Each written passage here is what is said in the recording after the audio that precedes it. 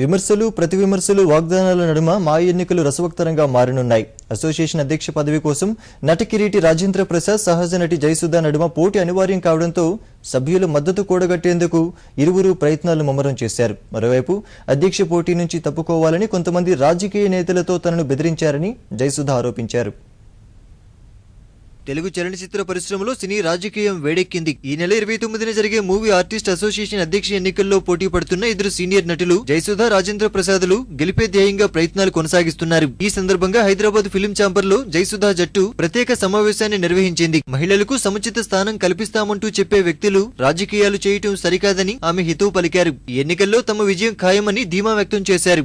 కొన్ని సంఘటనలు జరిగిన తర్వాత, కొన్ని మాటలు వినిన తర్వాత నేను మహిళగా నేనెందుకు ఏమైనా అవని నేను గెలుస్తా.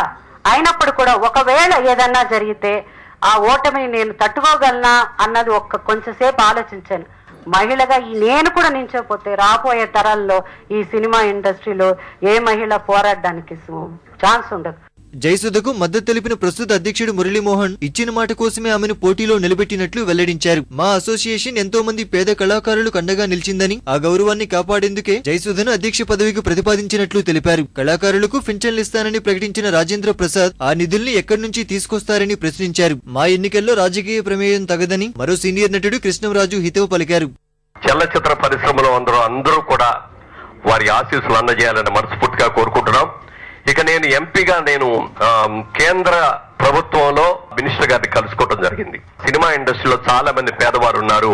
మీరు వెంటనే నాకు అన్ని కూడా అప్లికేషన్స్ రెడీ చేసి మీరు తీసుకురండి. పూర్తిగా అవన్నీ తీసుకొని వస్తే వాళ్ళకి మంత్లీ పెన్షన్ ఇవ్వటమే కాకుండా హెల్త్ కార్డు కూడా ఇచ్చి ఏ విధమైనటువంటి వాళ్ళకి హెల్త్ కు సంబంధించిన ప్రాబ్లమ్స్ వచ్చినా కూడా ప్రభుత్వమే కేర్ చేసేటట్టుగా చేస్తామని చెప్పి వారు మాట ఇవ్వడం జరిగింది.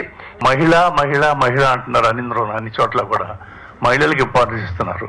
మనం ఇప్పటి వరకు మహిళలను పెట్టలేదు. అంచేత జయసుధనే ప్రెసిడెంట్ గా పెడితే చాలా గొప్ప ఆనందకరమైన విషయం. అది 750కి పైగా సభ్యులున్న మా అసోసియేషన్ లో ఈసారి అధ్యక్ష ఎన్నిక ఉత్కంఠ రేపుతోంది. ఎవరు ఎటువైపు ఉంటారనేది ఈ నెల 29న తేలిపోనుంది.